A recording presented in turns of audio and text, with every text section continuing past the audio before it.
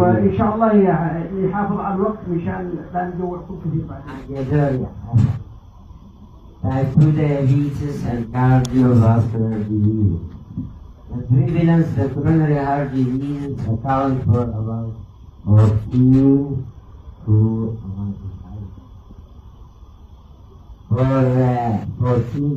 21%. Heart failure about 18 to 20%. Cerebrovascular diseases about 10 to 29%. And stroke about 8 to 12%. Type 2, the prevalence of the risk factor. Type 2 diabetes per se is one of the major four independent risk factors for cardiovascular disease. This includes diabetes, hypertension, and dyslipidemia and smoking. Although diabetes per se is associated with other cardiovascular disease, the first is what's called glycemic variability. The second is the hypoglycemic complication. The third is the presence or absence of hypertension, insulin resistance, obesity, dyslipidemia, and endothelial dysfunction and inflammation. What's the pathogenesis of cardiovascular disease in type 2 diabetes? There is an increasing in the angiotensin II and increasing the transglycation in product in hyperglycemia, hyperlipidemia, and insulin resistance and lipotoxicity. This leads to changes in the cellular metabolism with mitochondrial dysfunction. Mitochondrial dysfunction leads to the cardiomyocytes and calcium dyshomeostasis.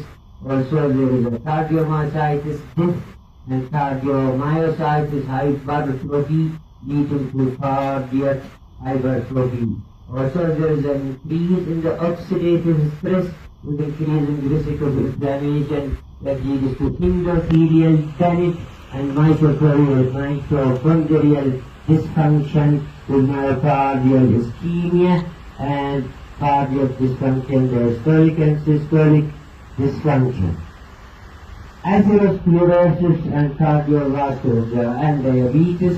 Diabetes is associated with atherogenic dyslipidemia and dysglycemia and insulin resistance.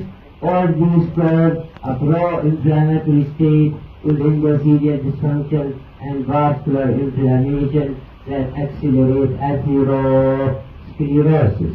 Diabetes per se can cause heart failure, and heart failure can cause diabetes. How heart failure can cause diabetes is, in heart failure there is a metabolic requirement is increased, and there is a pump failure. This causes hypoperfusion and venous congestion. Congestion in the liver and the pancreas will lead to decrease of enderic glucose homeostasis with diabetes. Also, there is increased autonomic nervous system. There is adrenaline increased glyconeogenesis and glycolysis, so it causes diabetes. The drug used in the treatment of heart failure, like a beta blocker or diuretic, cause hypokalemia and sympathetic overactivation and insulin resistance for subsequent diabetes. So heart failure can cause diabetes and diabetes can cause heart failure. Type 2 diabetes and arrhythmias. In type 2 diabetes there is increasing risk of the, especially in the current hypoglycemia, there is increasing sympathoadrenal response with increasing adrenaline that enhance the risk of arrhythmia. Also, inflammation causes fibrosis and structural remodeling that results in arrhythmias. So, type 2 and hypertension, further in diabetes, there is insulin resistance. Insulin resistance enhance sodium reabsorption by the kidney. Also, it causes endothelial dysfunction and inflammation with subsequent increase in the blood pressure. What's the risk factor or the factor that should be considered when you treat a type 2 diabetes at risk for cardiovascular diseases? The first is the treatment target. The second, you have to do a proper type glycemic control. The third, you have to avoid glycemic variability. You have to avoid hypoglycemic complication. You have to avoid weight gain. You have to treat diabetic dyslipidemia. You have to reverse endothelial dysfunction. And you have to use a drug that has a long-term cardiovascular beneficial effect, especially effective in reducing the major adverse cardiovascular events. You have to early introduce a new drug is called a disease diabetic modifying drugs. Disease diabetic modifying drugs. So the treatment target, as we say, you have to keep an A1C in or around your 6.5 to 7 or even below. The importance of the tight glycemic control, there was found that any increase in the hemoglobin A1C by 1% is associated with increase in the cardiovascular mortality by 11 to 16%. You have to treat all other cardiovascular risks in type 2 diabetes. You have to avoid hypoglycemia, because hypoglycemia will cause inflammation and increase it in the C-reactive protein. Hypoglycemia will increase adrenaline, that increase the risk of arrhythmia. Hypoglycemia also induce endothelial dysfunction.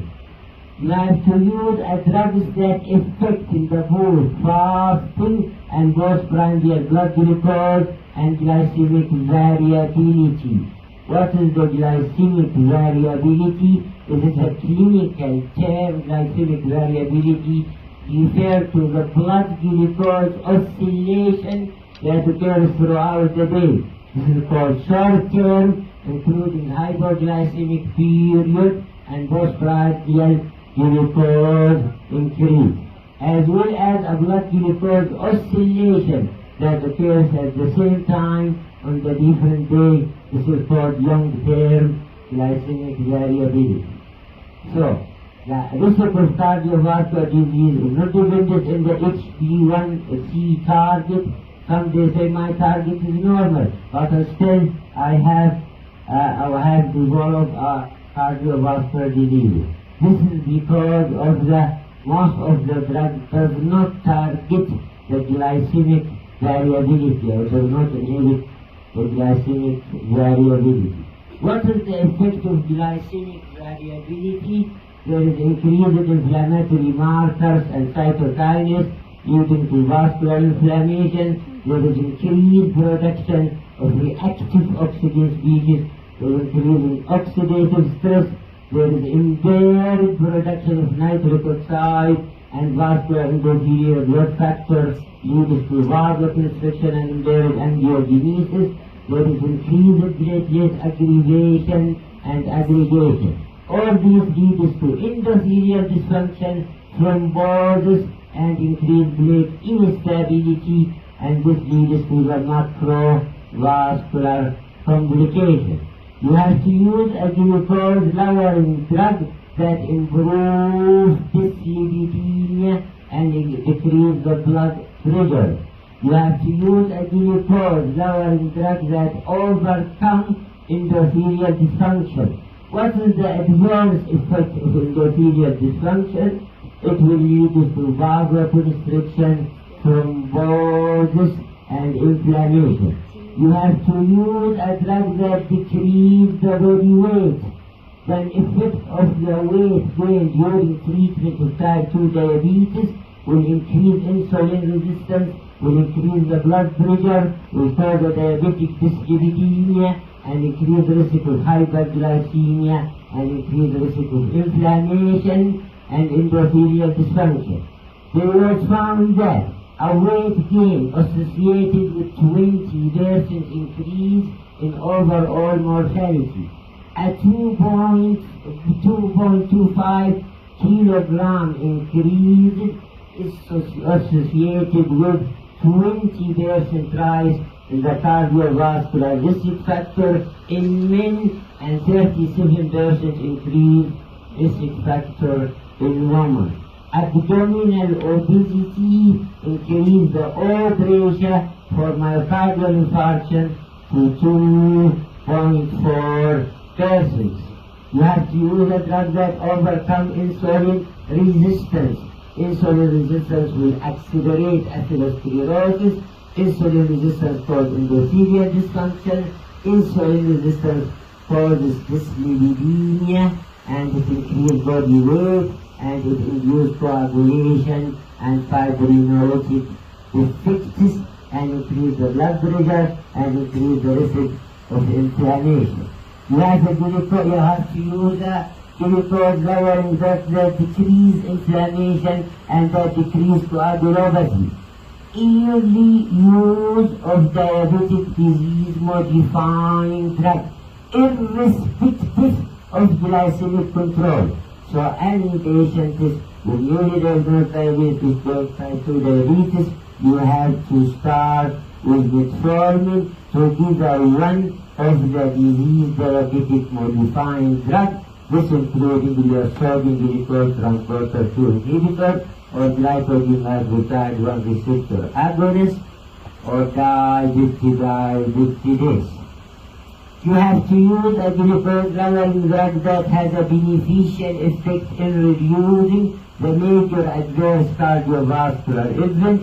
Major adverse cardiovascular is defined as a record or diagnosis of either coronary artery disease, including MI or CABG or vertiginous intervention, stroke, and cerebral vascular disease. So this is the summary of the drugs which are the best now used. The three drugs which are sodium glucose linked transporter 2, glycogen lipotide 1 receptor, dipeptidase. This is called a disease-modifying anti-diabetic drug. But nowadays they add a metformin, including to these three drugs.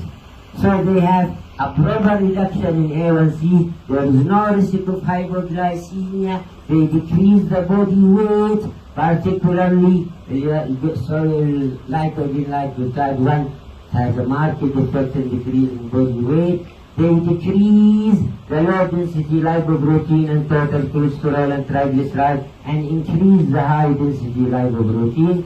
They improve insulin resistances. They decrease the blood pressure. They have an improved effect on the endothelial dysfunction, and they decrease the pro-inflammatory cytokines, and also they have an effect on the coagulopathy by decreasing plasminogen activator inhibitor type 1. So, what happens in the patient, diabetic patient with heart diseases? The heart function is decreasing. These drugs will increase the heart function. The risk of arrhythmia is increasing. These drugs will decrease the risk of arrhythmia. Fibrosis is increasing. These drugs will decrease the risk of fibrosis. Glucose uptake is decreasing. These drugs will enhance the glucose uptake. Lipid accumulation is increasing. This drug will decrease the lipid accumulation. Inflammation is increasing. The drug will decrease the inflammation. Myocardial stiffness is increasing. This drug will decrease myocardial stiffness. The infarct size, this drug also decrease the infarct size. So what is the new guideline in alpha-montage? They say the first line drug in patient or drug native patient is the metformin. Do you have another drugs, your disease diabetic modifying drug, irrespective of glycemic control? In alpha-montage, no. In alpha-montage, the first drug is sodium glucose linked or glycogen like peptide. Do you add another drug irrespective of glycemic control? Yes. In 2020, the first drug is metformin. Do you add another drug irrespective of glycemic control? Yes. So this is a new guideline. You have to start with lifestyle, metformin, plus one of the disease-modifying drugs. This is the drug used in the treatment of patients with established or at risk for cardiovascular diseases. And as we said, in the drug-native patient, metformin is the first drug. You have to add another drug irrespective of HbA1c target. In the patients who are already using the drug, you have to add one of the diabetes disease modifying drugs. In heart failure also, if the patient is metformin, it's better to use sodium glucose linked transporter inhibitor, which has a beneficial effects in reducing the heart failure and risk of hospitalization in the patient with heart failure. And thank you for listening.